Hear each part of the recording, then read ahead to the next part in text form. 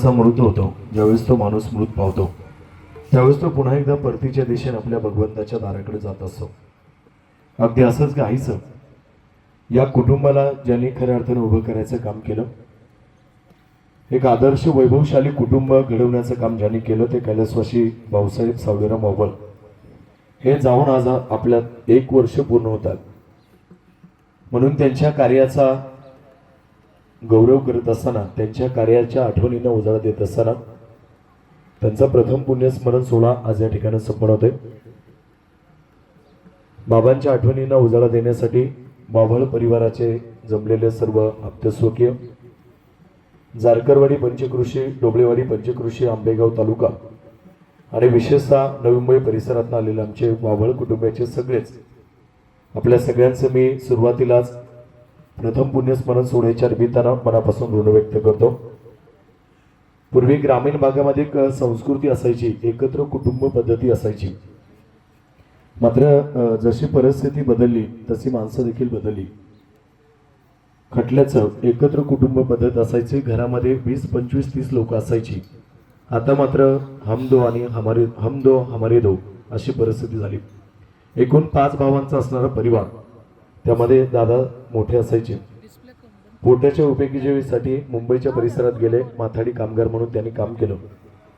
आणि कुटुंब सदन होत असताना आपल्या राहिलेल्या 4ही भावांना एक जबाबदारीच्या दातृत्वाच्या नात्यानं 4ही भावांना मुंबईच्या परिसरात घेऊन गेले, चांगलं शिक्षण दिलं आणि त्या चौघांनाही चांगली नोकरी लावायचं काम केलं.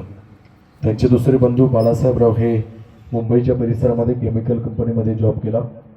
त्यांचे तिसरे असणारे बंधू जे आज आहेत नाही, त्यांची आठवण देखील आज या परिवाराला येईल असे कैलासवासी बारकूदादा हे ट्रान्सपोर्ट लाईनमध्ये त्या ठिकाणी ड्रायव्हर म्हणून काम केलं.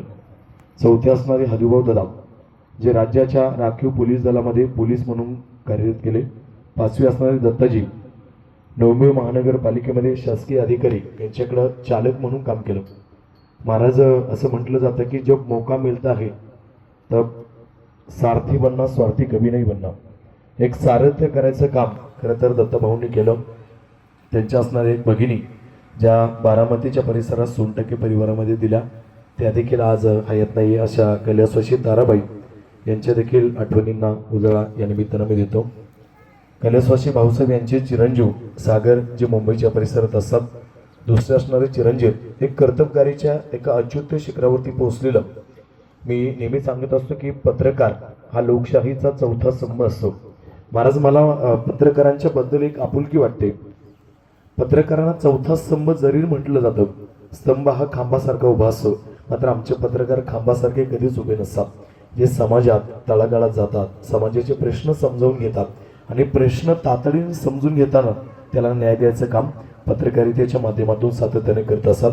असे त्यांचे असणारे एक आदर्श सुपुत्र जे अनेक वर्षापासून मुंबईच्या परिसरामध्ये पत्रकारितेमध्ये काम करत आहेत, संतोष भाऊ, जे राज्य मराठी पत्रकार संघाचे राज्याच्या कोकण विभागाचे उपाध्यक्ष म्हणून काम करतात.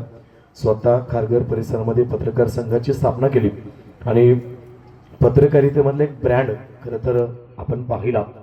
गेल्या अनेक वर्षांपासून दैनिक सकाळ ह्याचं एक वृत्तपत्राचं माध्यम आहे, जे सकाळी उठल्यानंतर आपल्या सगळ्यांना सकाळ समोर आले की संपूर्ण दिवस चांगला जातो. सकाळसारख्या एका नामांकित ब्रँडमध्ये, तसेच दैनिक पुढारीमध्ये, तसेच तरुण भारत आदी ठिकाणी त्यांनी वार्तांकन करायचं काम केलं. स्वतःचं हे करत असताना स्वतःचं काही संपादक असावं, आपल्या स्वतःच्या लेखणीतनं समाजाचे प्रश्न सोडता यावे म्हणून त्यांनी काही संपादके सुरू केली. त्यामध्ये सार्थ लोकनीती नावाने स्वतःचा पनवेल उदय आदी ठिकाणी त्यांनी काम केलं. आदरणीय आमदार प्रशांत ठाकूर साहेब यांचे एक जवळचे विश्वासू सहकारी म्हणून त्यांची ओळख मुंबईच्या परिसरामध्ये आहे. खरं तर आमदार ठाकूर साहेब नियोजित दौरा कार्यक्रम असल्यामुळे ते आज इथे येऊ शकले नाही, मात्र त्यांनी सकाळीच बाबांच्या आठवणींना फोनद्वारे या परिवाराशी संवाद साधला आणि बाबांच्या आठवणींना देखील उजाळा दिलेला आहे. तसेच आमदार मंदाताई महात्रे यांच्या जवळचे देखील म्हणून त्यांची ओळख मुंबईच्या परिसरामध्ये राहिली. खऱ्या अर्थानं बाबांना स्मृतिभ्रंश हा एक आजार झाला होता आणि हे सगळं घडत असताना संतोष भावानी त्यांच्या परिवाराने, त्यांच्या सुनबाईंनी बाबांची एक चांगली सेवा केली. एका चांगल्या नामांकित हॉस्पिटलमध्ये देखील दाखल केलं. मात्र देवाजीच्या मनाले तिथे कुणाचे काही चालेना. या उक्तीप्रमाणे बाबांचं जाणं झालं. ज्यावेळेस बाबा आजारी होते त्यावेळेस बाबांच्या असणाऱ्या सुनबाई खऱ्या अर्थानं बाबांची सेवा कशी करायची हे शिकवा कुणाकडनं तर आमच्या राजश्रीताईंकडनं. राजश्रीताई स्वतः मुंबई पोलीसमध्ये कार्यरत आहेत. ठाणे ग्रामीणला खरं तर ताईंची पोलीस दलामध्ये निवड झाली. पुढच्या काळामध्ये खऱ्या अर्थानं सासऱ्याची सेवा वडिलांसारखी आमच्या राजश्रीताईंनी केली. मुंबईच्या परिसरात कळंबोली असेल इथे आता त्या पोलीस कॉन्स्टेबल पोलीस हवालदार म्हणून काम करतात. यापूर्वी ठाणे असेल खारघर असेल या सगळ्या परिसरामध्ये ताईंनी पोलीस प्रशासनाच्या माध्यमातून काम केलं. आमच्या भाऊसाहेब यांच्या कन्या आणि संतोष भाऊंच्या असणाऱ्या लाडक्या बहिणी सीमाताई सुदेश कापडी या कोकणातील कापडी परिवारामध्ये दिलेल्या आहेत. सुदेशजी या परिवाराचे असणारे जावई धर्मवीर अनंत दिघे साहेब यांचे अंगरक्षक म्हणून त्यांनी खऱ्या अर्थानं त्यांची सेवा केली. आणि खऱ्या अर्थानं धर्मवीर आनंद दिघेंसारखा एक भला माणूस कर्तृत्ववान माणसाच्या सहवासात त्यांना राहता आलं हे निश्चितच एक अभिमानाची बाब असेल. संतोष भाऊने आणि भाऊसाहेबांनी मला सांगितलं बाबांचा स्वभाव इतका रांगडा होता. आपल्या गावात जर सरपंच साहेब 100 किलोचं पोतं खांद्यावरती घेतलं तर थेट घरी आणून टाकायचं. इतकी पिळदार शरीरयष्टी असायची. टाळ्या वाजवल्यात निश्चित एक अभिमानाची बाब असेल. हे सगळं घडतं चांगले आचार चांगले विचार आणि चांगलं राहणीमान दुसऱ्याबद्दल नेहमी चांगलं करण्याची भावना ज्यांच्या मनामध्ये असते आणि सगळ्यात महत्त्वाचं नैसर्गिक राहणं नैसर्गिक खाणं हे सगळे यासाठी कारणीभूत असतं. एक आदर्श असणारं व्यक्तिमत्व आज जाऊन त्यांना 1 वर्ष पूर्ण होतात. त्यांच्या आठवणींना उजाळ देण्यासाठी आलात आपल्या सगळ्यांचं मी पुन्हा एकदा या ठिकाणी ऋण व्यक्त करतो. हा परिवार याच गावचा आहे. खरं तर ज्यांनी या गावचं लोकनियुक्त सरपंच म्हणून काम करत असताना निवडणुकीनंतर कुठलंही राजकारण न करता सातत्यानं गावच्या विकासाची जपणूक त्यांनी केली. राज्याचे मंत्री महोदय नामदार दिलीपरावजी वळसे पाटील साहेब या विभागाचे प्रथम खासदार माननीय शिवाजीदादा आढळराव पाटील यांचे एक जवळचे विश्वासू म्हणून आमच्या रुपालीताई राहिल्या. त्यांच्या बहिणीचे सासरे होते. खरं तर त्यांचे साडू जे हिंजवडीसारख्या असं पूर्वी म्हटलं जायचं की आमचे युवक आणि युवती IT इंजिनियर झाल्यानंतर स्वतःचं नशीब आजमावण्यासाठी बँगलोर असेल किंवा हैदराबाद असेल आदी शहरामध्ये IT इंजिनियर म्हणून जॉब करावा लागायचा. मात्र देशाचे जामते राजे पद्मभूषण केंद्रीय कृषी मंत्री खासदार शरदचंद्रजी पवार साहेब यांच्या बुद्धिमत्तेच्या कुशाग्र बुद्धिमत्तेच्या जोरावरती आपल्या पुणेच्या परिसरामध्ये IT कंपन्या उभ्या राहिल्या. मग त्यामध्ये हिंजवडीसारखी एक मोठी IT पार्क आपल्या पुणेच्या परिसरात उभी राहिली आणि हिंजवडीसारख्या एका मोठ्या IT पार्क असणाऱ्या गावाचा एक ग्रामविकास अधिकारी म्हणून संतोष भाऊंचे असणारे साडू माझे सन्मित्र आणि आदर्श ग्रामविकास अधिकारी आदरणीय भोजने साहेब त्यांनी खऱ्या अर्थाने आदर्श ग्रामविकास अधिकारी म्हणून काम केलं. असा असणारा हा एक आदर्श गोतावळ्यातला परिवार आणि याच परिवारातले बाबा आज गेले. त्यांना वर्ष पूर्ण होतात. त्यांच्या आठवणींना उजाळा देण्यासाठी आपण सगळेजण आलेला आपल्या सगळ्यांचं मी पुन्हा एकदा ऋण व्यक्त करतो. बाबांच्या आठवणींना उजाळा देत असताना ज्यांची कीर्तन सेवा आज या ठिकाणी संपूर्ण होते असे महाराष्ट्राच्या लाडक्या आदर्श प्रबोधनकार शिर्डीच्या असणाऱ्या आदरणीय हरिभक्तपर्यंत प्रत्यक्षताई जाधव महाराज यांचं देखील आगमन झालेलं आहे. कीर्तन साथ ज्यांचे लाभणार आहे ते श्री क्षेत्र अलंकापुरी अर्थात आळंदीच्या ज्ञानदीप वारकरी शिक्षण संस्थेचे आमचे सगळे वारकरी वृंद येथे उपस्थित आहेत. तसेच श्रीराम प्रासादिक भजनी मंडळ जारकरवाडी ऋण व्यक्त करतो. आता निवासस्थानात असले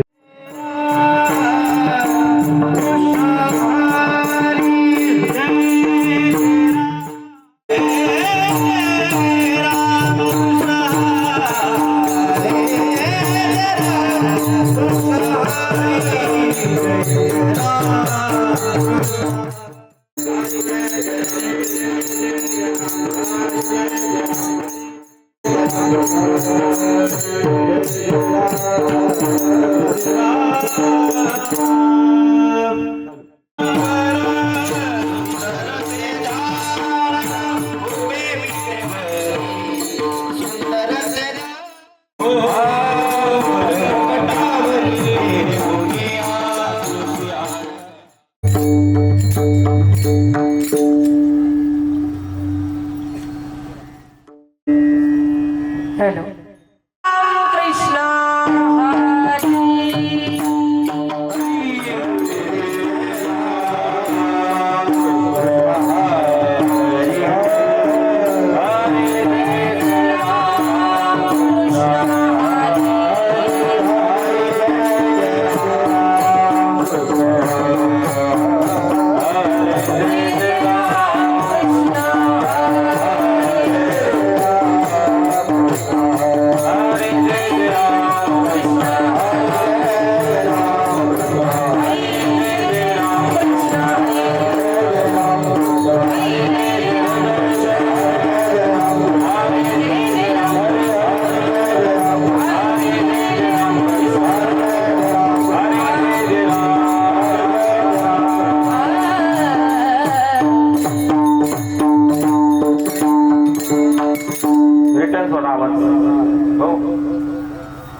आवाज नाही. रूप पाहता लोचनी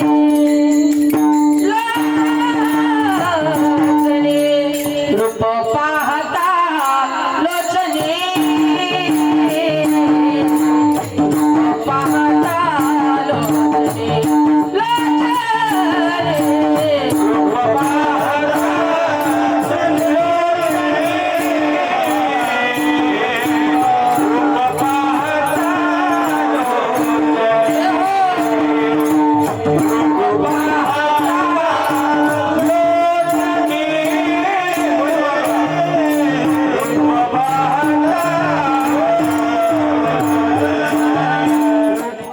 लोचनी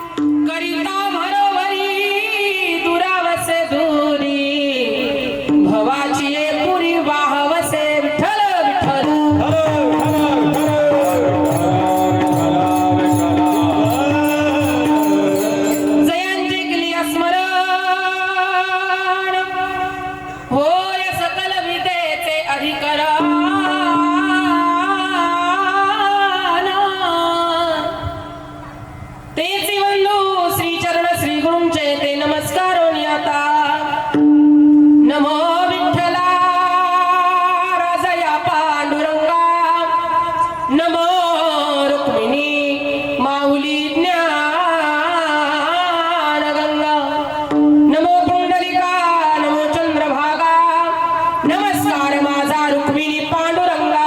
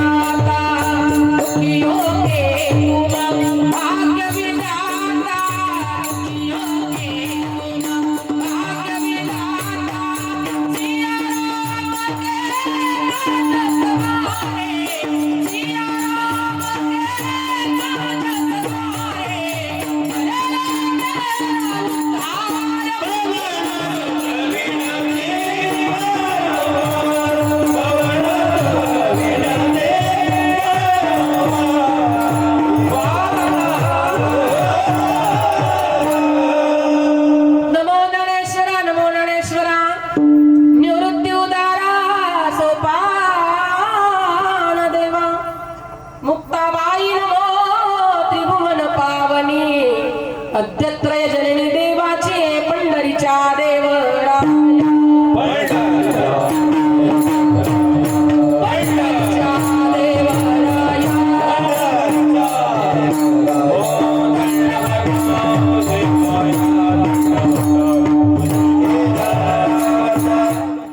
दंडवत तुझे पाया सेवे लागी सेवक झालो लागलो तुमच्या निज चरणा अहो स्वामी तुकया देवा यावरी न करावा अव्हेरू सांगतो तुम्हासी भजारे विठ्ठला नाही तरी गेला जन्म वाया करिता भरोवरी दुरावसे धुरी भवाची पुरी वाहवसे प्रस्तुत कीर्तन रूपी सेवे करता निवडलेला अभंग जगद्गुरु जगतवंदनीय महाराष्ट्र भूषण जगद्गुरु तुकोबाराय चैतन्य भूषण पाषांड दूषण कथामृत अषण जिजाऊ रमण देहूचे सुप्रसिद्ध साधू जगद्गुरु तुकोबाराय यांचा 3 चरणाचा आणि मृत्यू लोकात जन्माला आलेल्या जीवाला जगण्याचा मार्ग सांगणारा अभंग सेवे करता निवडलाय विठ्ठल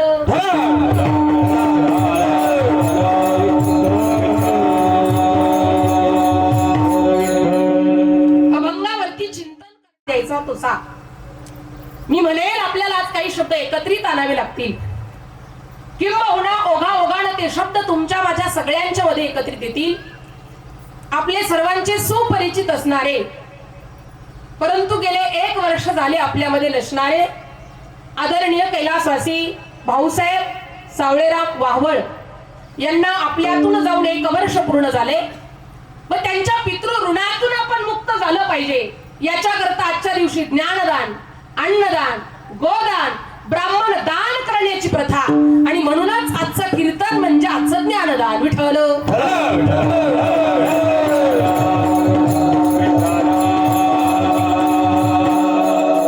मृत्यू लोकाच्या नियमाप्रमाणे बाबांचं तुमच्या माझ्यातून जाणं झालं, कारण निसर्गाचा हा नियम आहे. जन्माला आलं की जावं लागतं मायबाप.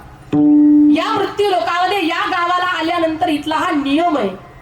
माऊली ज्ञानेश्वरी सांगतात, देहाच्या गावा आलिया जन्म मृत्यूच्या सोहळ्या ना म्हणू नये धनंजयाची परी.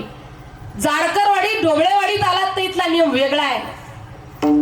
इथून तुम्ही पुढे मनसरला गेलात तर तिथला नियम वेगळा आहे. एक 10-20 किलोमीटर गावाचं अंतर संपलं की प्रत्येक गावचा नियम वेगळा आहे. लग्नाचा विधी असू द्या, नाही तर जीवन जगत असताना कुठलंही कार्य असू द्या, लोक म्हणतात ताई आमच्या गावची परंपरा आहे, आमच्या गावचा हा विधी आहे, आमच्या गावचा हा नियम आहे. तसं माऊली म्हणतात या देहाच्या गावाला आल्यानंतर इथला एक नियम आहे. काय? जन्म मृत्यूच्या सोहळ्या ना म्हणू नये. जन्माला यायला आणि जायला आपण नाही म्हणायचं नाही, असा या मृत्यू लोकाचा नियम. आणि त्याच नियमाच्या योगानं या बाबांचं तुमच्या माझ्यातून जाणं झालं. त्यांना जाऊन 1 वर्ष पूर्ण झालं, पण पाठीमागे त्यांचा मोठा परिवार आहे. श्री गंगा भागीरथी सरूबाई भाऊसाहेब वावळ त्यांच्या पत्नी आहे, श्री सागर भाऊसाहेब वावळ मुलगा, सौ सीमा सुदेश कापडी मुलगी, श्री बाळासाहेब सावळेराम वावळ भाऊ, श्री दत्तात्रय सावळेराम वावळ भाऊ, तसेच श्री संतोष भाऊसाहेब वावळ मुलगा, श्री सुदेश चंद्रकांत कापडी जावई, श्री हरिभाऊ सावळेराम वावळ भाऊ, तसेच श्रीमती चंद्रभागा बारकू वावळ भाऊजाई, असा संपूर्ण वावळ परिवार. आणि या परिवारातील संपूर्ण नातेवाईक दुःखात सामील होण्याकरता उपस्थित झालात, तर सगळ्यांच्या वतीनं मी प्रार्थना करेल बाबांना चांगली जागा, चांगलं स्थान, चांगला मार्ग भगवंतानं द्यावा आणि या परिवाराला या दुःखातून सावरण्याची शक्ती भगवंतानं द्यावी एवढी भगवान परमात्म्याला विनंती करेल. आणि अभंगाच्या पदापदाचं चिंतन करण्याकरता मी प्रवृत्त होईल. विडाल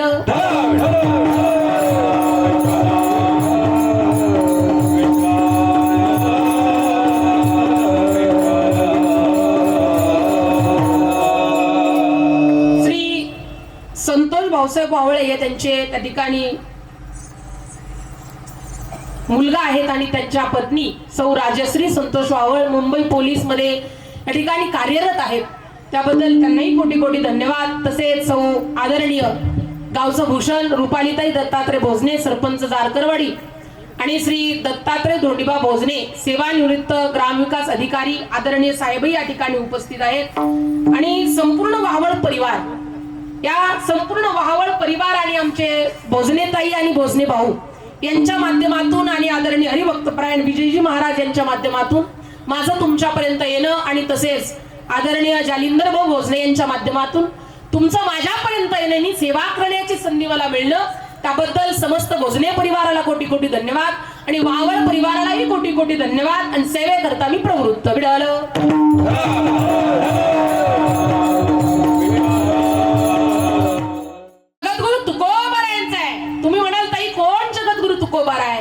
की त्या तुकोबारांनी आम्हाला आमचा जगण्याचा मार्ग सांगावा. कोण जगद्गुरु तुकोबार आहे? काय तुकोबारांचा अधिकार आहे? तुकोबारांचा अधिकारच ऐकायचा असेल मायबाप तर त्या तुकोबारांची उंची एवढी आहे, जगण्याचा पाया चालण्याचे बळ विचाराची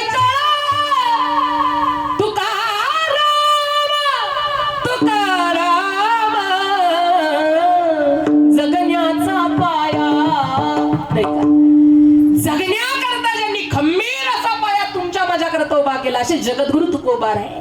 अभंगाचे पान अक्षराचे गान, अभंगाचे पान अक्षराचे रान तुकाराम. जगद्गुरु तुकोबार आहे, तुमच्या माझ्या जगण्याचा पाया आहे.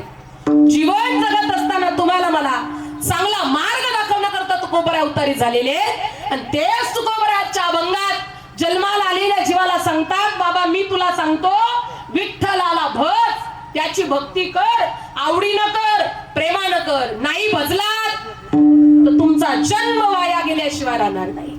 मिळालेला जन्म वाया जाईल. किती बरोबरी करा, किती कमवा, तरी एक दिवस तुम्हाला भवन नदीच्या पुरात वाहवत जावं लागेल. हे कधी जीवनात विसरायचं नाही गड्या. जीवन जगत असताना तुकोबाराय शपथ घेतात, आण घेतात जगाच्या मालकाची, आणि तुम्हाला मला विनंती करतात, फक्त अंतःकरणातला भाव त्याच्या चरणावर व्हा, तुमच्या मिळालेल्या जन्माचं सार्थक होईल. हा झाला अभंगाचा सरळ सरळ भावार्थ. आता तुम्हाला झोपायला अजिबात हरकत बराला काही साधकांना विचारलं, हो तुकोबाराय, आम्ही तुम्हाला आमचं भलं, आमचं कल्याण, आमचं हित विचारलंच नाही, तुम्ही आम्हाला का सांगता? तुकोबाराय म्हणतात, अरे विचारल्याशिवाय सांगू नये असं शास्त्र आहे. पण समोरचा ऐकणारा सुद्धा त्या ठिकाणी अभ्यास होता, त्यानं सांगितलं, हो तुकोबाराय, विचारल्याशिवाय सांगू नये असं सुद्धा शास्त्र आहे. तुकोबाराय म्हणतात, विचारल्याशिवाय सांगू नये असं जरी शास्त्र आहे, तरी नाही विचारलं तरी जगाला सांगावं लागतं बेटा, हे सुद्धा शास्त्र आहे. तुकोबाराय तुम्ही काय सांगता मला कळालं नाही. तुकोबाराय म्हणतात, लेका शास्त्र कुठं वापरायचं हे जर तुला कळालं नाही तर ते शास्त्र तुझ्या प्राण नाशाचं कारण ठरू शकतं. मी बोलले कळतं तुम्हाला महिला मंडळ, शास्त्र कुठं वापरावं आपल्याला कळालं नाही तर ते शास्त्र आपल्या प्राण नाशाला कारण ठरू शकतं. तुम्हाला पटत नसेल तुम्ही सांगेल ऐका. एकदा काय झालं, 4 मित्र होती, 4घी जण त्या ठिकाणी शास्त्री पदवी घेण्याकरता, पंडित पदवी घेण्याकरता अरण्यात गेली होती. शास्त्री पदवी घेतली, पंडित पदवी घेतली आणि आपल्या घराकडे निघाले होते. 4 मित्र होते. 4घी जण त्या अरण्यातून रस्ता शोधत शोधत घराकडे परतत होते. 4 मित्र, पण दिवसभर कुठं पाणी मिळालं नाही, अन्न मिळालं नाही. 2 दिवसाचा प्रवास झालाय, कुठे पाणी मिळालं नाही, कुठे तहान भागली नाही, 2 दिवसापासून कुठे आंघोळ मिळाली नाही. म्हणून रस्त्यानं जात असताना एक सरोवर दिसलं, मोठं सरोवर पाहिलं, आणि पाहिल्यानंतर मनात आशा निर्माण झाली, आता पाणी प्यावं, आंघोळ करावी. 2 दिवस झाले आपण प्रवास करतो, कुठं पाणी मिळालं नाही. म्हणून ती 4ही मित्र आंघोळ करण्याकरता, स्नान करण्याकरता त्या सरोवरात उतरली. पण ज्या वेळेला उतरली ना, त्याच्यातली 3 जण पोहण्यात प्रवीण होती, पण एकाला पोहण्याची कला हस्तगत नव्हती, त्याला पोहता येत नव्हतं. 3 मित्र पोहत पोहत त्या काठाला गेली, पुन्हा पोहत पोहत या काठाला आली.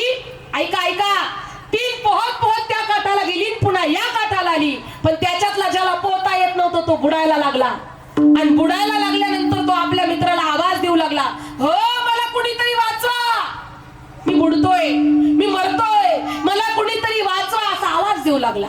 आता हे 3 मित्र शास्त्री होते, पंडित होते. यांनी पाठीमागं वळून पाहिलं तर आपला मित्र बुडतोय. आपला मित्र आता मरणार ही खात्री पटली होती, पण तरी सुद्धा त्यांच्या मनात विचार आला, आपण शास्त्री आहोत, याला वाचवण्याच्या अगोदर आपण आपलं शास्त्र पाहिलं पाहिजे. म्हणून ती 3ही मित्र वरती आली, आणि वरती आल्याबरोबर त्यांनी आपलं शास्त्र उघडलं. शास्त्र उघडल्याच्या नंतर शास्त्रात त्यांना सूत्र सापडलं, सर्वं नाश समुत्पन्न अर्धम त्यजति पंडितः. एखादी वस्तू सर्वतः नाश पावत असेल तर तुम्ही त्याच्यातली अर्धी का होईना उपयोगात आणा. तुम्हाला मी बोलले कळतं ना, एखादी सर्वतः नाश पावत असेल तर तुम्ही त्याच्यातली काय करा, अर्धी उपयोगात आणा. आता हे शास्त्री होते, शास्त्र पाहिलं पळतच गेले. एक तलवार उपसली आणि आपल्या मित्राचं मुंडकं कापून घरी घेऊन आले. शास्त्र इथं वापरायचंय, तुम्हाला मी बोलले कळतं ना. शास्त्र कुठं वापरावं कळालं नाही, म्हणून मित्राचं मुंडकं कापून घरी घेऊन आले मायबाप. हे शास्त्र कुठं वापरावं. एखाद्याला व्रण नावाचा रोग झाला, तो रोग पायाच्या अंगठ्यापासून सुरुवात करतो. एकदा का रोग झाला, पायाचा अंगठा खराब झाला, तुम्ही हॉस्पिटलला गेलात, आणि हॉस्पिटलला गेल्याबरोबर डॉक्टर साहेब सांगू लागले, साहेब तुम्हाला आजार झालाय, तुम्हाला असा आजार झालाय की पायाचा अंगठा आपल्याला काढावा लागेल. हा म्हणतो, हो डॉक्टर साहेब काय बोलता, तुम्हाला कळतं का, माझ्या पायाचा अंगठा मी कापून टाकू, जमणार नाही. डॉक्टर साहेब म्हटले नका. पुढच्या वर्षी हा पुन्हा हॉस्पिटलमध्ये ऍडमिट झाला. डॉक्टर साहेबांना सांगितलं, साहेब आजारानं वरती प्रवेश केलाय, तुमचा पाय आपल्याला आता घोट्यातून काढावा लागेल. हा म्हणतो, डॉक्टर साहेब तुम्हाला पटतं का, काय बोलता, माझा पाय मी घोट्यातून काढून टाकू, जमणार नाही. डॉक्टर साहेब म्हटले नका काढू. पुढच्या वर्षी पुन्हा हॉस्पिटलला ऍडमिट. डॉक्टर साहेब म्हणतात, पाटील तुमचा पाय आता गुडघ्यातून काढावा लागेल, आजारानं वरती प्रवेश केलाय. तो म्हणतो, हो काय बोलता, माझा पाय मी गुडघ्यातून काढणार नाही. डॉक्टर साहेब म्हणतात, नका काढू, पण एक लक्षात ठेवा, आता जर तुम्ही पाय गुडघ्यातून काढला नाही तर पुढच्या वर्षी तुमचा पाय मांडीतून काढावा, आणि पुढच्या वर्षी जर तुम्ही पाय मांडीतून काढला नाही तर त्याच्या पुढच्या वर्षी तुम्हाला घरातून बाहेर काढावं. मग राम बोल बाई, मुक्काम पोस्ट मसान खाई. तिथं गेले तर पुन्हा पाठीमागं यायचं, नुसतं नाही नाही अजिबात नाही. विठ्ठल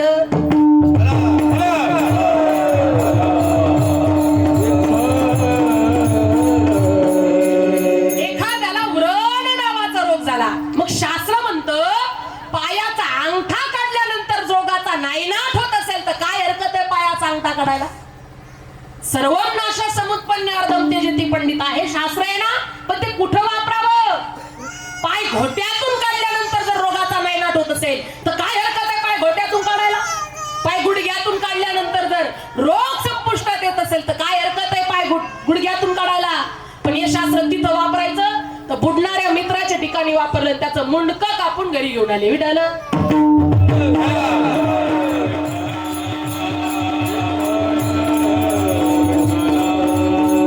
म्हणून जीवन जगत असताना शास्त्र कुठं वापरावं नाही कळालं तर प्राणनाशाचं कारण ठरतं. माय बाप, तुम्हाला हे जर पटलं नसेल तर ऐका, त्याच्यातली 3 मित्र उरली बरं का. आता एकाला तर मारलं, उरली 3. तिघही जण प्रवास करत करत जारकरवाडीच्या मारुतीच्या मंदिरात येऊन झोपली. झोपल्यानंतर घडलं असं, तिघ जण होती, 3 दिवसापासून उपाशी होती, मारुतीच्या मंदिरात झोपली होती. आणि जारकरवाडीतल्या एका गावकऱ्याचा रोजचा नियम होता, त्यानं सकाळी उठावं, आंघोळ पांघोळ करावी, स्नान संध्या उरकावी, घरातल्या देवारातल्या देवाची पूजा करावी आणि मारुतीच्या मंदिरात दर्शनाकरता जावं. गेला मारुतीच्या मंदिरात तर तिथं गेल्यानंतर एखादा भिकारी दिसला, एखादा गरीब दिसला, एखादा गरजू दिसला तर त्याला जेवण्याकरता आपल्या घरी घेऊन यावं. त्याचा काय रोजचा, तो सकाळी उठला, आंघोळ पांघोळ केली आणि मारुती रायाच्या मंदिरात दर्शनाकरता गेला. गेल्याच्या नंतर घडलं असं, दर्शन घेतलं, 3 पंडित 3 शास्त्री मंदिरात झोपलेले दिसले. आता त्यानं विचार केलाय, 3 पंडित आहेत, रोज आपण भिकाऱ्याला जीव घालतो, आज आपल्याला भाग्याचा दिवस उजाडलाय की आपल्या घरी पंडित जेवायला येतील, यांना विनंती करून पाहू आमच्या घरी जेवायला चला. आणि म्हणून तो त्या पंडित शास्त्री लोकांजवळ आला आणि आल्यानंतर त्यानं विनंती केली, शास्त्रीजी माझी अशी इच्छा आहे तुम्ही माझ्या घरी जेवायला यावं. आता 3ही भुकेलेलेच होते, तटा तटाच उठून बसली आणि त्याच्या पाठोपाठ त्याच्या घरी निघाली. पण आता घरी आल्यानंतर घडलं असं, महिला मंडळ जेवण एक जरी पाहुणा जेवायला यायचा असला तर जेवण पूर्व नियोजित असावं लागतं, बरोबर ना. अय झोपल्या का काय, मी बोलले कळतं ना तुम्हाला. एक जरी पाहुणा घरी जेवायला यायचा असला तर जेवण पूर्व नियोजित असावं लागतं.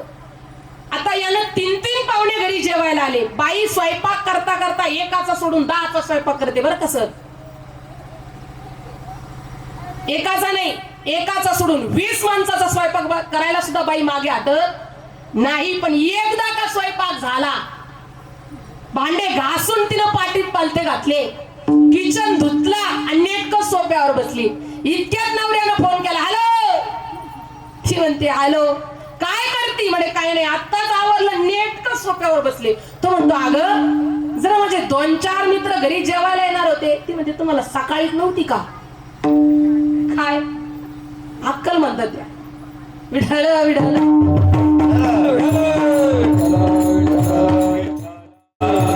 म्हणजे बाई स्वयंपाक करता करता एकाचा सोडून 10 माणसाचा स्वयंपाक करेल. पण आता जेवण पूर्व नियोजित नसल्या कारणानं बाईनं घरात धिरडे बनवले होते, धपाटे बनवले होते, थालीपीठ बनवले होते. धिरडे कळतात तुम्हाला, धपाटे थालीपीठ पहिल्या काळात ते चुलीवर बनवण्यात यायचे, पण आताची लोक त्याला ऑटोमॅटिक बनवतात, तो विषय बाजूला ठेवा. ते असं चुलीवर बनवण्यात यायचं, त्याला असे छिद्र पाडण्यात यायचे.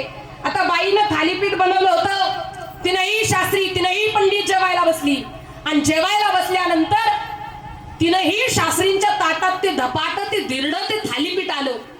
ज्यावेळेला पाहिलं ना, पाहिल्याबरोबर त्यांच्या मनात विचार आला, अरे या भाकरीला छिद्रे, आपण आपलं शास्त्र पाहिलं पाहिजे आणि म्हणून शास्त्र उघडलं. जसं शास्त्र उघडलं लगेच शास्त्रात सूत्र सापडलं. छिद्रेषु बहुला अनर्था भवंती, जिथं छिद्र आहे तिथं अनर्थ आहे. तटा तटाच ताटा लोटली. जमणार नाही. या भाकरीला छिद्रे, जिथं छिद्रे तिथं अनर्थ आहे. आम्ही जेवणार उपाशी मारावं लागलं. उपाशी शास्त्र कुठं वापरावं नाही कळालं माय बा. मग हे शास्त्र कुठं वापरायचं? एखाद्या तुम्ही नदीच्या काठाला गेलात, या पैलती राहून तुम्हाला त्या पैलती जायचं आहे. नावेचा आश्रय घ्यावा लागणार आहे. तुम्हाला नावेत बसायचंय, पण नावेत बसण्याच्या अगोदर तुम्ही त्या नावेची चाचपणी केली पाहिजे मायबाप, की या नावेला कुठं छिद्र तर नाही ना. आणि असेल छिद्र तर मग तिथं अनर्थ आहे. माऊली ज्ञानेश्वरीच सांगतात, या लागी शतजर जर नावे रिगोनी केवी निश्चिंत व्हावे. नाही का? नावेला जर छिद्र असेल तर तिथं अनर्थ आहे. पण या नित्यशास्त्र तिथं वापरायचं तर भाकरीच्या ठिकाणी वापरलं. उपाशी मेलेला विठ्ठल.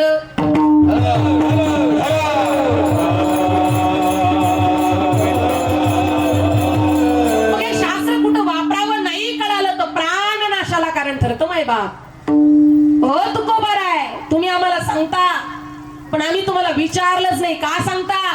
तुकोबार आहे म्हणता विचारल्याशिवाय सांगू नये. असं जरी शास्त्र आहे ना बेटा, तरी नाही विचारलं तरी जगाला काही गोष्टी सांगाव्या लागतात. तुकोबार आहे 3 मुद्दे मांडतात.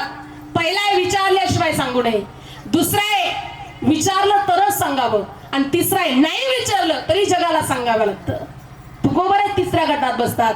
पहिला मुद्दा आहे नाही विचारलं किंवा आपल्याला विचारलं जगानं तरी आपण सांगायचं नाही. आपल्याला जर विचारलं ना तरी आपण बोलायचं नाही, त्याचं खरं उत्तर द्यायचं नाही.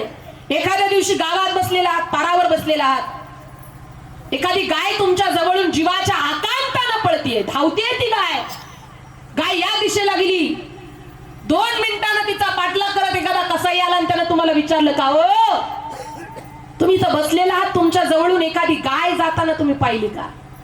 त्यानं विचारलं ना तुम्हाला प्रश्न तरी त्याचं उत्तर देऊ नका माय बाप. विचारलं तरी सांगू नका. गाय जर या दिशेला गेली ना, या दिशेचं बोट दाखवा. तुम्ही जर या दिशेचं बोट दाखवत असाल तर शास्त्र म्हणतं निम्म गो हत्याचं पातक तुमच्या डोक्यावर बसल्याशिवाय राहत नाही. मग विचारलं तरी सांगू नका. अजून एक गोष्ट आहे, ती विचारल्याशिवाय आपण विचारली तरी आपण सांगायची. तुम्ही लग्नाला जाता वराडी म्हणून, कोणी टेम्पोत जातं, कोणी रिक्षेत जातं, कोणी ट्रक मध्ये जातं, कोणी ट्रॅक्टर मध्ये, कोणी बैलगाडीत जातं का? आता बैलगाड्या ट्रॅक्टर आणि टेम्पो राहिलाच नाही. आता त्या ठिकाणी स्लीपर कोच करावे लागतात. पण त्या गाडीतून खाली उतरला का, उतरल्या त्याच्यात एक आलं तरी असा असतोच बिना गंधावाला, बिना माळीवाला. तो खाली उतरला का त्याच्यासारखा दुसरा शोधतो, बिना गंधावाला, बिना माळीवाला. त्याच्या जवळ जातो, ओ माऊली राम राम. तो म्हणतो राम राम. दुकान कोणती का होईना, देशी विदेशी, नाही दुकानाचा पत्ता कधीच देऊ नका माय बाप. वाटत असेल वधूवराचं आयुष्य सुखाचं जावं, प्रपंच सुखाचा व्हावा, तर या वराडी मंडळीला कधीच त्या दुकानाचा पत्ता आपण द्यायचा नाही. त्यांना विचारलं तरी सांगायचं नाही. विचारलं तरी सांगू नये, याच्यात हे बसतंय. दुसरा मुद्दा असा आहे माझा, विचारलं म्हणजे जीवन जगत असताना विचारलं तरच काही गोष्टी सांगायच्या. 2 माणसं आहेत, दोघांचा व्यवहार चालू आहे, जमिनीचा व्यवहार आहे. दोघं जण बोलतायत, तुम्ही तिसरे तिथे उभे आहात. तुम्हाला जर त्यानं सल्ला विचारला तरच सांगायचा. न विचारता जर तुम्ही दोघांच्या मध्ये बोलत असाल ना, ती लोक तुम्हाला मूर्खात काढल्याशिवाय राहत नाही. आणि तिसरा मुद्दा असा आहे, नाही विचारलं तरी जगाला सांगावं लागतं. त्याच्यात माझे तुकोबाराय म्हणतात, एक दिवस भगवान कृष्ण परमात्मा उद्धवजी निवांत बसले होते. बसलेले असताना उद्धवजी म्हणतात, देवा तुम्ही आंधळी लोक जन्माला घातली, ज्याला हित कळत नाही, ज्याला आपण जन्माला कशाला आलो हेच कळायला तयार नाही. तुम्ही या आंधळ्या लोकाला एखादा जगण्याचा मार्ग सांगितला पाहिजे. तुकोबा त्या ठिकाणी भगवान कृष्ण परमात्मा म्हणतो, देवा तुम्ही एखादा जगण्याचा मार्ग सांगा. भगवान कृष्ण परमात्मा म्हणतात, उद्धवा माझा नियम आहे, जो माझी नवविधा भक्तीपैकी एक भक्ती करतो त्यालाच मी जन्म मरणाच्या फेऱ्यातून चुकवतो. त्यावेळेला उद्धवजीने भगवान कृष्ण परमात्म्याला सुंदर दृष्टांत सांगितला. ऐका माय बाप. उद्धवजी म्हणतात, देवा, एका गावात एक आंधळा राहत होता. आंधळ्याला गावाच्या बाहेर जायचं होतं, काही काम होतं, काही निमित्तानं. तो गावाच्या बाहेर निघाला आणि मोठं खड्डं होतं, त्याच्यात पडला. ज्यावेळेला त्या खड्ड्यात पडला त्यावेळेला गावातली 4-5 सज्जन लोक गोळा झाली. आणि ज्यावेळेला सज्जन लोक गोळा झाली ना, त्याच्या जवळ आली, त्याला वरती काढलं. आणि सज्जन लोक विचारू लागली, का हो, हा आंधळा खड्ड्यात पडला, इथं कोणी नव्हतं का? इथं कोणी नव्हतं का? एक व्यक्ती बहिर दिशेला जाऊन आला होता. तो म्हणतो, हो, काय बोलता? हा आंधळा खड्ड्यात पडला तेव्हा मी इथंच होतो. म्हणे, मग का सांगितलं नाही समोर खड्डे म्हणून? तो म्हणतो, साहेब, माझा नियम आहे, मी विचारलं तर सांगतो. सज्जन माणसानं सांगितलं, वा वा, तुला आंधळ्यानं विचारलं पाहिजे होतं नाही का समोर खड्डा आहे म्हणून? हो हो, आंधळ्यानं मला विचारला पाहिजे होतं समोर खड्डा आहे की नाही म्हणून. सज्जन माणसानं सांगितलं, लेका, अरे त्याला विचारण्याकरता तू दिसला असता तर समोर खड्डा हेच का दिसलं नसतं? त्याला उद्धवजी भगवान कृष्ण परमात्म्याला म्हणतात, देवा, आंधळा खड्ड्यात पडतो हे डोळं सानं पाहावं, पुढे निघून जावं नाही का देवा?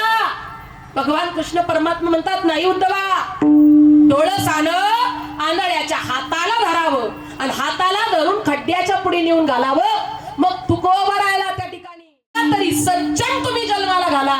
म्हणून जगाच्या मालकानं तुकोबरायसारखे संत जन्माला घातले की जे डोळस आहे, तुम्ही आम्ही आंधळे आहोत, तुमच्या माझ्या जवळ येतात, आपल्या हाताला धरतात आणि मोलाचा मार्ग दाखवतात, अभंगाचं प्रसंग.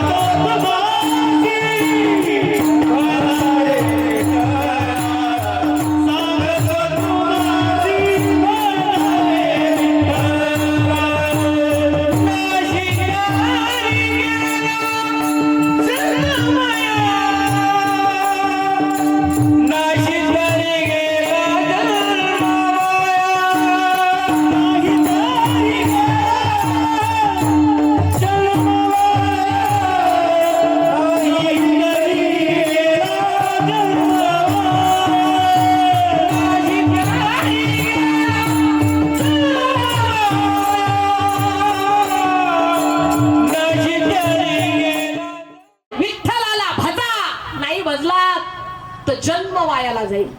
काही लोकांनी तुकोबांना प्रश्न केला, का तुकोबा राय, तुम्ही सांगता त्याला भजा, पण ते भजायचं एवढं सोपं आहे का? आणि ते भजणं एवढं सोपं आहे का? आम्ही जायचो त्याला भजायला आणि आमची अवस्था बिकट होऊन जायची. तुकोबा राय, तुम्ही सांगता ते साधन सरळ आहे का? सोपं आहे का? तुकोबा म्हणतात, अतिशय सरळ, साधं आणि सोपं साधन आहे, फक्त त्याला भजा, नाही का? आवडीनं त्याची भक्ती करा. तुकोबा राय, आम्ही जायचो त्याला भजायला आणि आमची अवस्था अशी व्हायची, एखाद्याला आजार व्हावा आणि त्यानं हॉस्पिटलला जावं आणि डॉक्टर साहेबांना म्हणावं, तुम्हाला असा आजार झालाय. महाराष्ट्रातला कोणताच डॉक्टर आजार बरा करू शकत नाही. तुम्हाला असा आजार झाला, महाराष्ट्रातला कोणताच डॉक्टर हा आजार बरा करू शकत नाही. फक्त मीच एक असा डॉक्टर आहे की तुमचा आजार फक्त 2 दिवसात घालू शकतो. किती दिवसात? फक्त मीच एक असा डॉक्टर आहे तर तुमचा आजार फक्त 2च दिवसात घालू शकतो. फक्त मी ज्या गोळ्या देईन, मी जे औषधं देईन, मी ज्या गोळ्या देईन, मी जे औषधं देईन, ते तुम्हाला वाघिणीच्या दुधात द्यावे लागतील. पुरुष मंडळी आजार बरा करण्याकरता वाघिणीच्या दुधात औषध घेणं सोपं आहे ना? हा? अहो, वाघिणीचं दूध आणण्याकरता अगोदर जीवनात पराक्रम असावा लागतो आणि हास्यालाच पराक्रम. तर जीवन जगत असताना ते दूध आणण्याकरता सोन्याचं भांड, सोन्याचं पात्र लागतं. दुसऱ्या धातूचं भांड घेऊन जाल तर ते दूध इतकं तीक्ष्ण आहे, छिद्र पाडतं दूध त्या धातूतून खाली गळून जातं. माय बाप, वाघिणीचं दूध आणणं आजार बरा करण्याकरता सोपे अजिबात नाही.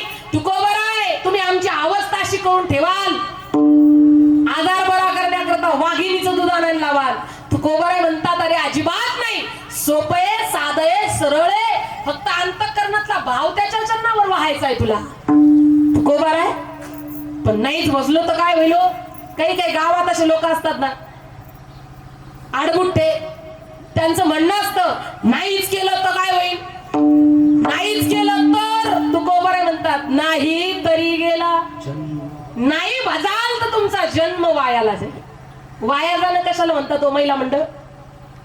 वाया जाणं हा माईक आहे, याने जर माझा आवाज तुमच्यापर्यंत व्यवस्थित पोहोचवला नाही तर आपण काय म्हणणार? हा माईक, हा माईक. बोला ना, तुम्हाला मी येडी दिसते का? हा माईक. आजचं कीर्तन आवडलं नाही, पचनी पडलं नाही, समजण्यात प्रश्न निर्माण झाला, तुम्ही काय म्हणाल? पैसा वाया गेला म्हणतात. काय म्हणा चांगली येतं तुमची? हा, वाया जाणं कशाला म्हणतात? वाया जाणं, बाईनं घरात 2-3 लिटर दूध चुलीवर तापायला ठेवलं, 2-4 लाकडाचा ढन ढन ढन ढन ढन ढन जाळ लावला, चुलीवर दूध तापायला ठेवलं. आता बाया गॅसवर तापितात, उतू गेलं तरी किचनवरच भरून घेतात, तो विषय बाजूला ठेवा. पहिल्या काळामध्ये चुलीवर दूध तापवणं द्यायचं, मग बाईनं 2-3 लाकडाचा ढन ढन ढन ढन जाळ लावला आणि चुलीवर दूध तापायला ठेवलं. आता दूध चुलीवर तापत होतं, सगळं बाईचं काम आवरलं होतं, इतक्यात भीमा अक्कानं तिला आवाज दिला, का ग सुमनबाई, आवरलं का काम? ही पळतच बाहेर गेली. तिला सांगायचं होतं माझं सगळं काम आवरून झालं, आता फक्त दूध तापवलं का मी डायरेक्ट त्या ठिकाणी पलंगावर जाऊन झोपणार, म्हणून पळतच बाहेर गेली. दोघीच्या अशा गप्पा रंगल्या, इतक्या गप्पा रंगल्या, इतक्या गप्पा रंगल्या, इतक्या गप्पा रंगल्या. दोघी जणी त्या ठिकाणी इतक्या गप्पात मग्न झाल्या. इकडे दुधाला 2-3 लाकडाचा ढन ढन ढन ढन ढन जाळ लावला होता. दूध विचार करत, हिनं मला लेकरा बाळाला पिऊ दिलं नाही, डेअरीला घातलं नाही, आता मी आत्महत्याच करतो म्हणे एकदा. कोण म्हणलं? मग दूध असं वर वर आलं, असं वर वर आलं, वर वर वर वर आलं, असं वर आलं, वर वर आलं आणि डायरेक्ट चुलीत. बाईच्या लक्षात आलं, बाहेर दूध चुलीवर तापायला ठेवलं, पळतच घरात आली, पाण्याचा तांब्या घेतला आणि चुलीभोवती पाणी फिरवलं. कृष्णार्पण वस्तू होईल का देवाला प्राप्त? अरे ते वाया गेलं, ते चुलीत गेलं, चुलीत. तुम्हाला बोललेलं कळतं ना? तसं तुकोबर म्हणतात, नाही जगाच्या मालकाला भजलात, नाही भगवान पंढरीश पांडुरंगाला भजलात तर तुमचा मिळालेला जन्म चुलीत जाईल, म्हणजे वाया जाईल. विडलं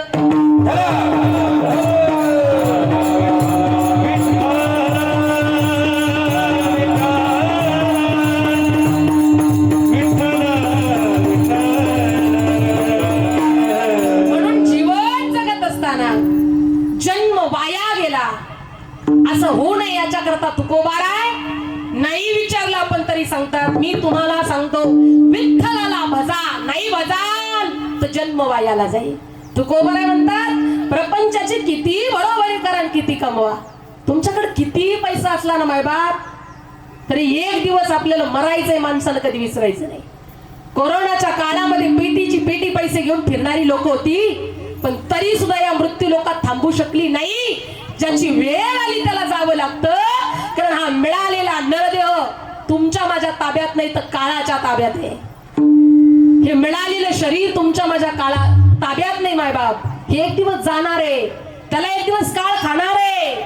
देह जाईल, देह जाईल, देह जाईल,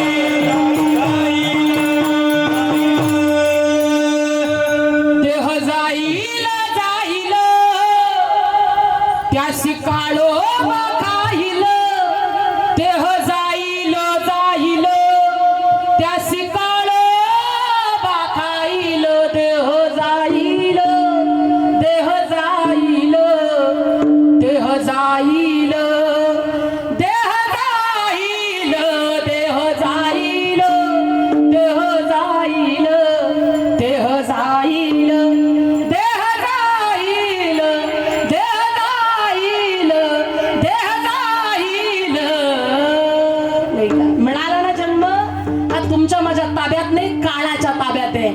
त्यानं बोलवलं का तुम्हाला मला जावं लागेल. म्हणून या प्रपंचाची बरोबरी करू नका. किती कमवा मायबाप. तुमच्याकडे कोटीचा बंगला असेल तर त्याचा उपयोग नाही, त्याच्यात सुखाची झोप महत्वाची आहे. तुमच्या माझ्याकडे जीवन जगत असताना किती पैसा असला किती पैसा ओतला तरी पुन्हा आहे तसा परत मिळत नाही गड्या. म्हणून जीवन जगत असता आपण किती कमवलं तरी त्याच्यातलं आपल्या बरोबर काही येत नाही माहिती. जीवन जगत असताना तुम्ही जर जगाच्या मालकाची भक्ती केली ना ती तुमच्या माझ्या बरोबर येते. करा हरी भक्ती परलोकी येईल कामा.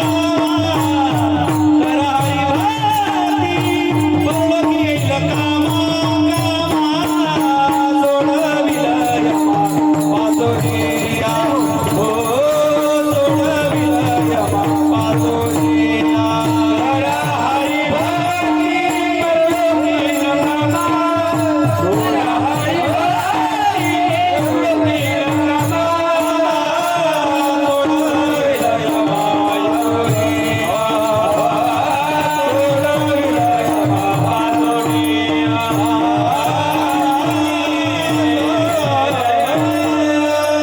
करा हरी भक्ती परलोकी येईल कामा. सोडविल यमा पासुनिया, सोडविल यमा पासुनिया. हरी भक्ती करा, त्याचं भजन करा. यमाच्या तावडीतून सुद्धा जगाचा बाप तुम्हाला मला सोडल्याशिवाय राहणार नाही. श्रीमद भागवत सांगता आपल्याला, तुम्ही आम्ही मरणाच्या वेळेला जरी जगाच्या मालकाचं भजन केलं तरी जगाचा बाप यमाच्या तावडीतून तुम्हाला मला वाचवतोय. अजामेळासारखा दुष्ट आहे, पण तरी सुद्धा मरणाच्या वेळेला नारायणाचं नाव घेतलं. देवाचं नाही घेतलं त्यानं, स्वतःच्या मुलाला आवाज देत होता, नारायणा धाव, नारायणा धाव, नारायणा धाव. यमाचेही दूत त्याला नेण्याकरता आले होते आणि देवाचेही दूत नेण्याकरता आले होते. यमाच्या दूतांना विचारलं का हो, यानं कधी जीवनात चांगलं कर्म केलं नाही, वाईट कर्म करत राहिला, जार कर्म करत राहिला, आणि तुम्ही याला नेण्याकरता कसं काय आलात.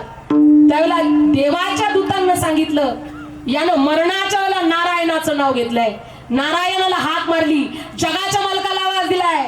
यमदूतांना सांगितलं, त्यानं नारायणाला नाही आवाज दिला, त्यानं त्याच्या पोराला आवाज दिला. पण त्यावेळेला यमदूताला त्या देवदूतांना सांगितलं का, पण जगाच्या मालकाच्या नावानं आवाज दिला तर जगाच्या मालकाला हजर व्हावं लागतं, आणि म्हणूनच आम्ही त्याला नेण्याकरता आलोय. जो शेवटच्या क्षणाला जरी आपण जगाच्या मालकाचं नामचिंतन केलं ना तरी सुद्धा आपल्याला मुक्ती मिळते मायबाप, सुख मिळतं. मरणाच्या वेळेला जरी आपण भजन केलं तरी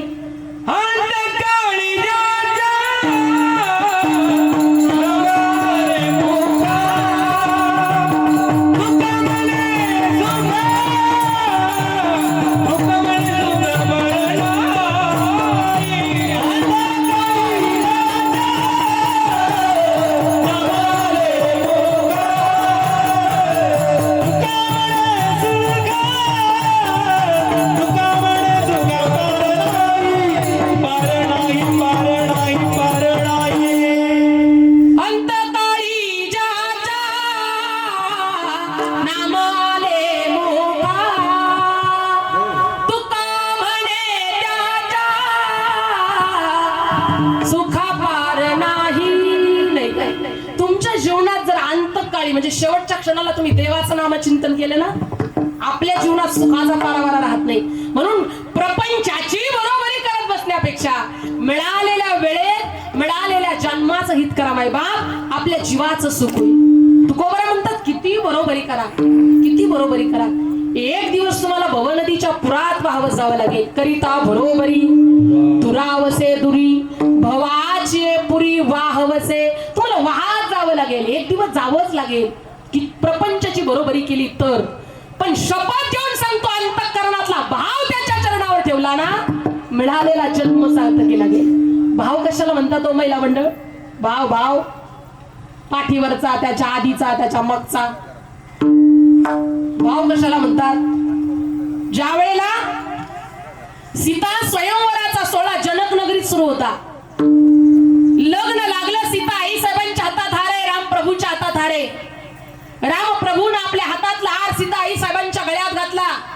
आणि गळ्यात घातल्याच्या नंतर आता रामप्रभूच्या गळ्यात हार टाकायचा, पण रामप्रभू त्या ठिकाणी खाली वाकेनार, झुकेनार.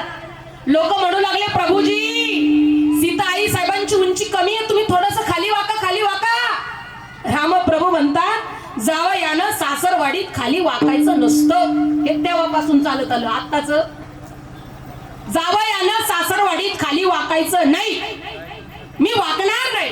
आणि इतक्यात लखनजीच्या डोक्यात प्रश्न निर्माण झाला. आता प्रभूजी भाव खायला लागले, म्हणून लखनजीने एक आयडिया केली, पळतच आले आणि आपलं मस्तक भगवान प्रभू रामचंद्राच्या पायावर ठेवलं. ज्यावेळेला प्रभूच्या पायावर लखनजीनं आपलं मस्तक ठेवलं, रामप्रभू लखनजीला उचलण्याकरता खाली वाकले. जसे खाली वाकले तसे लखनजी म्हणतात, आई साहेब टाका आता तुमच्या हातातला हार. पुन्हा वरती झाले तर प्रश्न निर्माण होईल. आई साहेबांना आपल्या हातातला हार प्रभू रामचंद्राच्या गळ्यात घातला आणि जनक नगरीतले लोक म्हणतात, वाकला का नाही भावा पुढं. भावा पुढं म्हणजे पाठीवरच्या भावा पुढं नाही, अंतःकरणातल्या भावा पुढं जगाच्या मालकाला वाकावं लागतं. म्हणून अंतःकरणातला भाव जगाच्या मालकाच्या चरणी वाहा, अभंगाचं शेवटचं. काही न लगे ग, काही न लगे ग, भावाची कारण, भावाची कारण. काही न लगे ग, काही न लगे ग, काही न लगे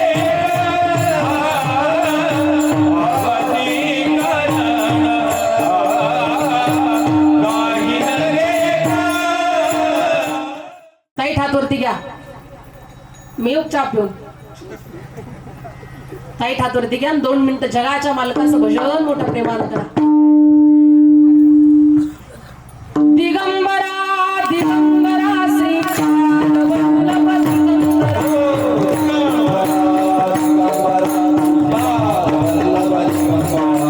दिगंबरा दिगंबरा श्रीकांत वल्लभ दिगंबरा,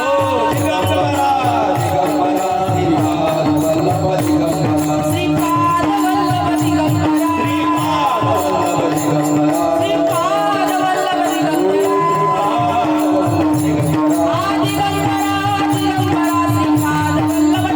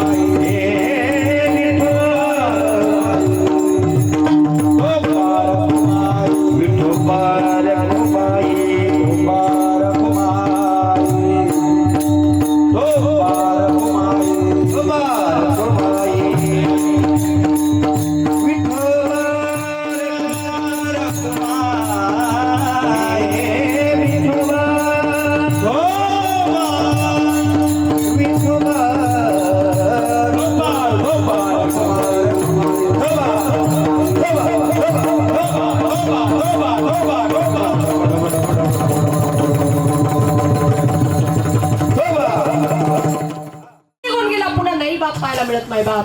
ज्या दिवशी निघून जातो ना त्याच दिवशी तो बाप तुम्हाला मला कळतो गड्या. हात जोडून सांगू, घरात 17-18 वर्षाची मुलगी असावी.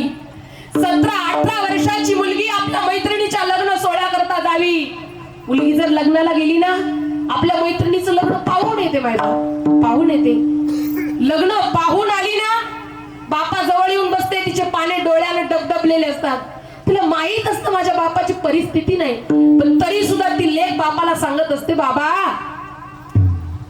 काय हो माझ्या मैत्रिणीचं लग्न झालं, काय तिच्या नवऱ्याकरता घोडा होता बाबा.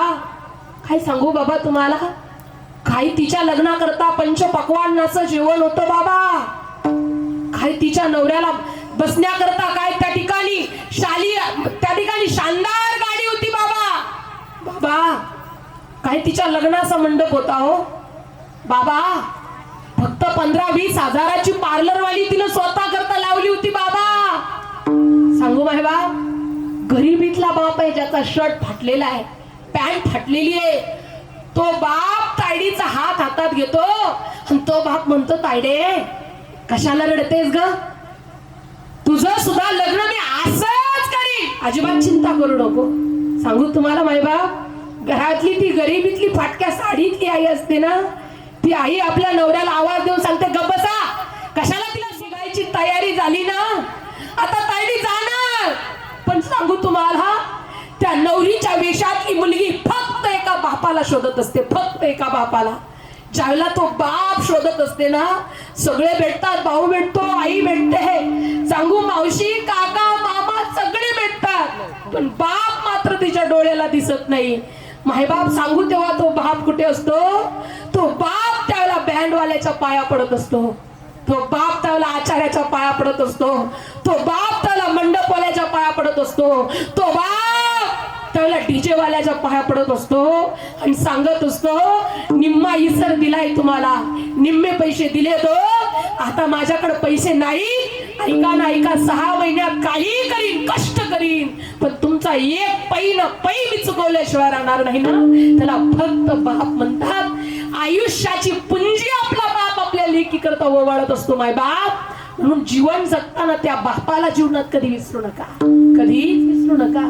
सांगू तुम्हाला, बाप माझ्या करता तुमच्या करता काय करत नाही गड्या. जीवन जगताना तो बाप मुलीचं लग्न करायचं असेल तर पैशावाला नवरदेव पाहतो, त्याच्याकडे पैसा आहे, संपत्ती आहे, मोठा बंगला, 50-60 एकर जमीन, त्याच्याकडे आलिशान गाड्या. आपल्या मुलीला जर मुलगा पाहायचा असेल ना, बाप त्या ठिकाणी 10 लोकांजवळ त्या नवरदेवाची चौकशी करत असतो. पण आताच्या काळातल्या मुली लग्न करून येतात आणि बापाला माहीत सुद्धा होत नाही माय बाप. ही या महाराष्ट्राची दुरावस्था आहे. ऐका ना, हात जोडून सांगू तुम्हाला, जो बाप तुमच्या लग्नाकरता मोठा बंगला शोधत असतो, जो बाप तुमच्या लग्नाकरता 60-70 एकर जमिनीवाला नवरदेव शोधत असतो, त्याच बापाच्या समोर तुम्ही ज्याच्याकडे फुटकी कवडी नाही अशा मुलाबरोबर लग्न करून ज्यावेळेला येताना, त्यावेळेला बाप जिवंत असतो पण मायबाप आतून मेलेला असतो गड्या.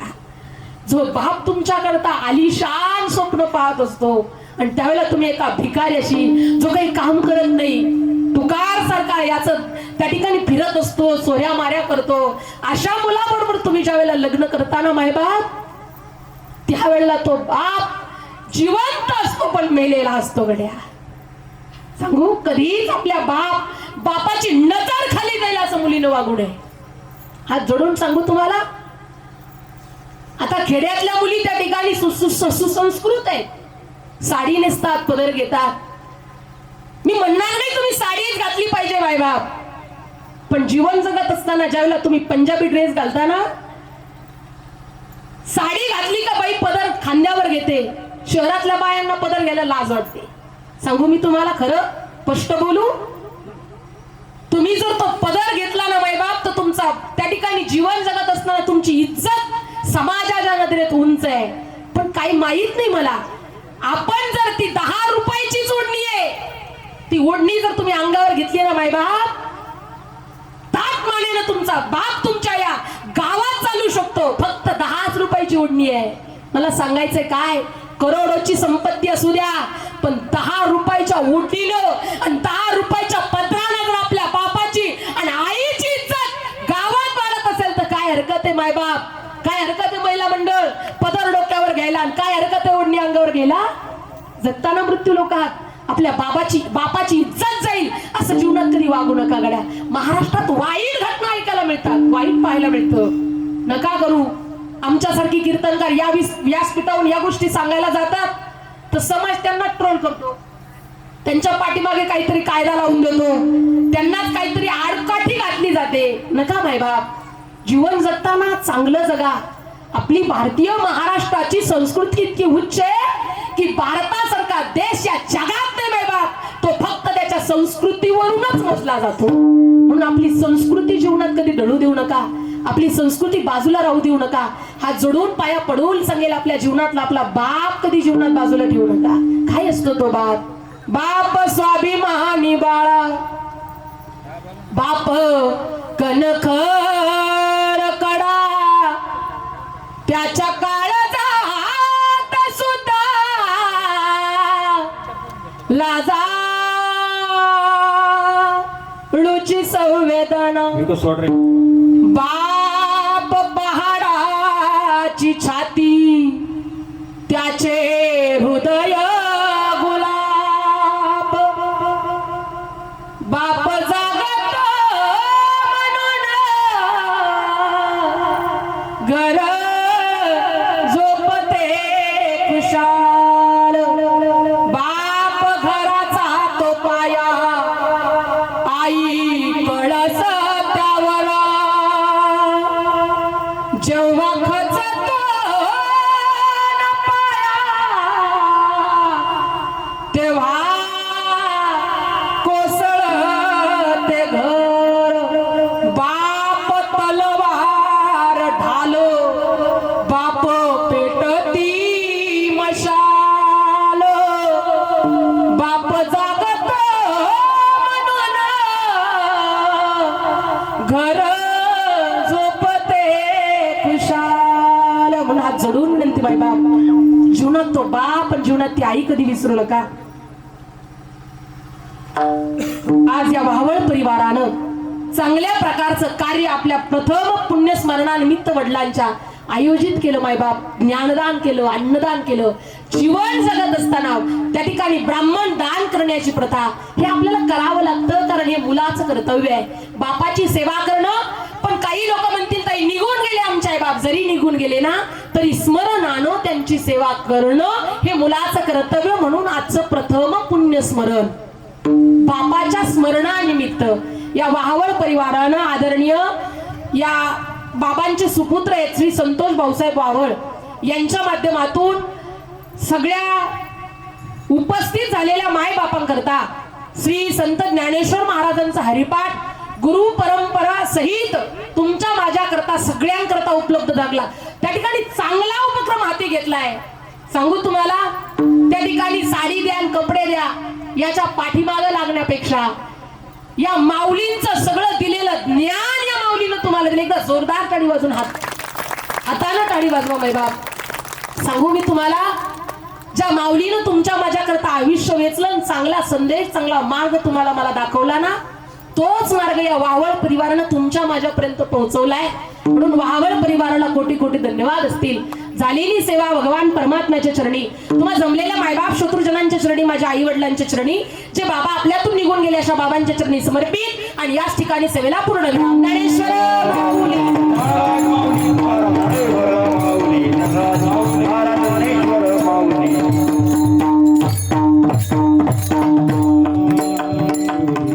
संकल्पित वेळेत आपण अभंगाचा भावार्थ पाहिला. तुम्ही सर्वच क्षेत्रातील सर्वच मंडळी उपस्थित आहात. आदरणीय या ठिकाणी सरपंच भोजने ताई त्या सुद्धा इथे उपस्थित आहेत. भोजने साहेबही या ठिकाणी उपस्थित आहेत. सर्वजण तुम्ही मला आवर्जून इथपर्यंत बोलवलं, सेवा करण्याची संधी दिली, त्याबद्दल समस्त वावळ परिवार आणि भोजने ताई आणि दादा कोटी कोटी धन्यवाद असतील. तुम्ही सर्वजण परिवाराच्या दुःखात सामील झालात त्याबद्दल तुम्हालाही कोटी कोटी धन्यवाद. ज्यांच्या माध्यमातून माझं इथपर्यंत येणं झालं अशा आदरणीय हरिभक्तपरायण महाराष्ट्रातील नामवंत मृदंगाचार्य आमचे विजूदादामुळे तेही आवर्जून उपस्थित राहिले. मृदंगाची साथ त्यांनी दिली. शिक्षण संस्थेतील विद्यार्थी मंडळी आवर्जून उपस्थित घेऊन झाले त्याबद्दल एकदा जोरदार टाळी वाजवा. महाराजांना कोटी कोटी धन्यवाद असतील. त्याचबरोबर गायनाकरता ज्यांनी सुंदर अशी साथ दिली महाराष्ट्रातील नामवंत गायनाचार्य आदरणीय हरिभक्तपरायण रामजी महाराज तेही आवर्जून उपस्थित राहिले. कार्यक्रमाची शोभा वाढवली. एकदा जोरदार टाळी वाजवा. महाराजांना कोटी कोटी धन्यवाद. विशेष ज्यांनी गायनाची सुंदर अशी साथ दिली तुमचं सर्वांचं ज्यांच्यावर अत्यंत प्रेम आहे असे आदरणीय हरिभक्तपरायण गणेश महाराज आवर्जून उपस्थित झाले त्याबद्दल त्यांनाही कोटी कोटी धन्यवाद. एकदा जोरदार टाळी वाजवा माहिती. विनेकरी बाबा आणि सुंदर साऊंड सिस्टीम ज्यांनी दिली असे सुंदर सिस्टीम वाले दादा त्यांनाही कोटी कोटी धन्यवाद. एकदा जोरदार टाळी वाजवा. वाजवा टाळी. आणि विशेष माझे पतिराज आदरणीय हरिभक्तपरायण नकुलजी महाराज जाधव तेही आवर्जून उपस्थित आहेत त्याबद्दल महाराजांनाही कोटी कोटी धन्यवाद. आता तुमच्या सर्वांची ती परिचित झाली मी सुद्धा परिचितच झाली नाही का. म्हणून आमचे आदरणीय हरिभक्तपरायण नवनाथ भाऊ मंजरे तेही आवर्जून उपस्थित आहेत ज्यांच्या माध्यमातून पहिल्यांदा मी तुमच्या गावात आले आणि त्यांच्याच माध्यमातून आणि तुमच्या सर्वांच्या माध्यमातून परत परत येण्याचा योग येत आहे. म्हणून आमचे नवनाथ भाऊ त्यांनाही कोटी कोटी धन्यवाद. आणि तुम्ही संपूर्ण सामाजिक धार्मिक राजकीय क्षेत्रातील बरेच चेहरे परिचयाचे आहेत. त्या ठिकाणी मागच्या वेळेलाही कीर्तनाला आदरणीय साहेबही त्या ठिकाणी उपस्थित होते त्याबद्दल सर्वांना कोटी कोटी धन्यवाद. आणि झालेली सेवा भगवान परमात्म्याच्या चरणी तुम्हा जमलेल्या मायबाप शत्रुजनांच्या चरणी माझ्या आई वडिलांच्या चरणी समर्पित आणि याच ठिकाणी सेवेला पूर्ण विराम.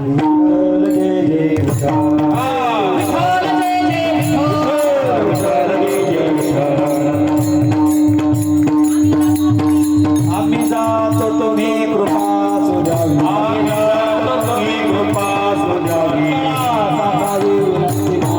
सकळा सकावी विनंती माझी सकळा सकावी विनंती माझी वाढवेळ घालावो पांडुरंग वाढवेळ घालावो पांडुरंग वैकुंठाचे रंग बोलावी तो वैकुंठाचे रंग बोलावी तो वैकुंठाचे रंग बोलावी तो काळी होतो माझी पावला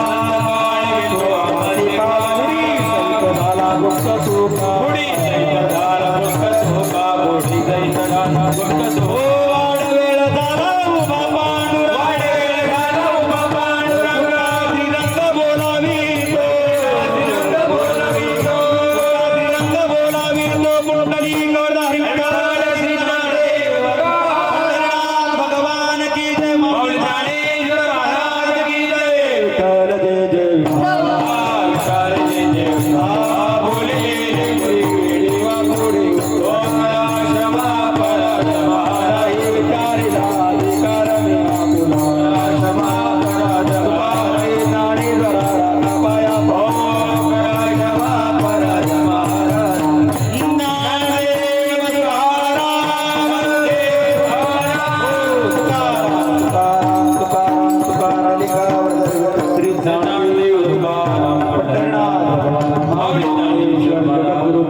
महाराज की जय.